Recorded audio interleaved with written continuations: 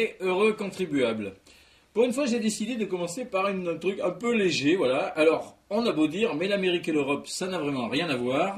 Pendant qu'aux États-Unis, Michelle Obama lance une grande campagne contre l'obésité, nous, en Europe, on ne pense qu'à une chose, sauver la Grèce. Ah bon, j'aurais peut-être bien fait de ne pas continuer. Bon, ça, c'est pas grave.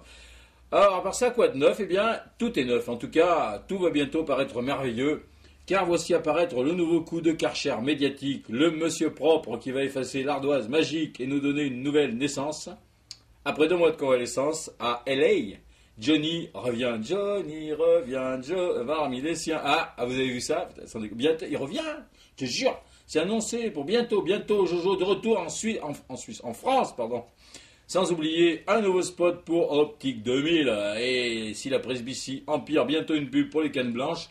Et on a quand même échappé à la pub pour les pompes funèbres claires, c'est déjà pas mal. Alors quelle joie, évidemment, quelle félicité, j'imagine que vous êtes tous là en train de sauter sur vos chaises, tellement c'est la teuf, les éléphants gazouillent sur les nénuphars et les crocodiles volent de branche en branche. Ça, c'est de la bonne nouvelle, qui va faire oublier au monde tous ses malheurs. Le président iranien Mahmoud Ahmadinejad, quelque chose comme ça, ne va plus se rappeler où est Israël, ni où il a fourré les plans de la bombe atomique. Si ça se trouve, Martine Aubry va même en oublier Georges Frêche. Les supporters du PSG vont retrouver leur sourire, leur émotion sera si grande qu'ils ne vont plus se souvenir où ils ont rangé leur batte de baseball. Alors les battes, je précise, c'est pas seulement pour cogner les supporters de Marseille, c'est aussi un symbole phallique pour montrer que non seulement le supporter est un mec, un vrai, mais en plus qu'il s'intéresse à tous les sports, y compris le baseball, et il peut même s'intéresser des fois au lancement du marteau. C'était un aparté. Enfin bref, tout ça terminé, la catastrophe ferroviaire en Belgique, fini les critiques entre les braves flics qui menottent les jeunes filles et les traînent en pyjama au commissariat, rien ne peut rivaliser avec Johnny le retour. Et s'il était revenu un peu plus tôt, je vous parie que la terre en aurait oublié de trembler en Haïti. J'espère d'ailleurs que notre Jojo va aller y donner un concert de soutien en déambulateur afin que les Haïtiens puissent relativiser leur misère. Bon, ça c'était le bon côté, il revient, c'est sûr. Mais pour le moment, on ne sait pas comment il revient parce qu'il est encore fragile. Alors, au moyen de transport, faut qu'il prenne des précautions. Il avait pensé à revenir en Harley-Davidson, évidemment, tu vois, avec Laetitia sur le porte-bagages, par la Russie. Mais c'est pas bon pour son dos. Et avec le réchauffement climatique, le détroit de Bering est de moins en moins praticable, même en hiver. Donc, pas de moto. L'avion, c'est déconseillé. Et les différences de pression atmosphérique lui donnent des gaz. Et ça la fout mal. Surtout en première classe. Et puis dans un avion, c'est en confiné. Bon, comme il consomme 10 litres de pinard de l'heure, il a des problèmes de prostate, il faut donc lui trouver une place près des toilettes, ou l'installer carrément dans les chiottes, ça lui fout les boules de payer un billet de première pour ça, enfin bref. À moins qu'il se fasse fabriquer des toilettes spéciales, en prenant exemple sur son pote Nicolas, et sa fameuse douche à 245 000 euros, jamais utilisée, enfin bref, c'est le bordel quoi. En plus, pour entretenir sa voix, il chante tout le temps, Optique 2000, et ça casse les couilles à tout le monde, bon. Alors peut-être des chiottes de luxe insonorisées, on en parle. L'Elysée étant pour parler avec Air France, Airbus, etc. Bref.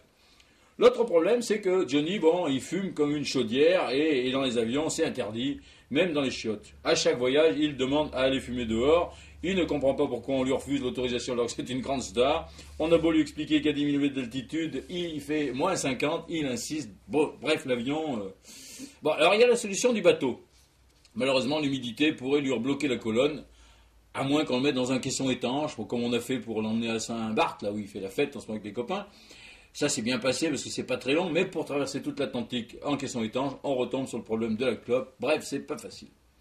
Bon, en attendant, Jojo, il est à Saint-Barth, mais il travaille, il reste pas les 2 pieds dans la même Santiago, il bosse. Alors j'ai lu ça, son premier discours. C'est-à-dire les quelques phrases rassurantes qu'on attend tous, que tous ses fans attendent et qui passeront en direct au JT de TF1, peut-être même sur toutes les chaînes, en tout cas en boucle sur Vidéogag. Alors il bosse pas tout seul, bien sûr, vous attends, comme d'habitude avec ses chansons, il bosse en vidéoconférence avec une équipe d'intellectuels, parmi lesquels Jean-Claude Van Damme, Didier Barbelivien, Michael Vendetta, enfin bref, Michael Vendetta, le bœuf non castré de la ferme célébrité. Bon, comme ce sont des amis, je peux vous donner exclusivité le contenu de ce discours à peu près. Ah que merci, ah que je vais mieux. Bon, mais il aura fallu quand même un certain temps pour élaborer ça. Bref, le retour de Johnny, on l'attend tous. Ça pourrait même sauver l'UMP pour les régionales. L'économie du whisky et de la coke serait relancée. Ses dealers l'attendent avec impatience.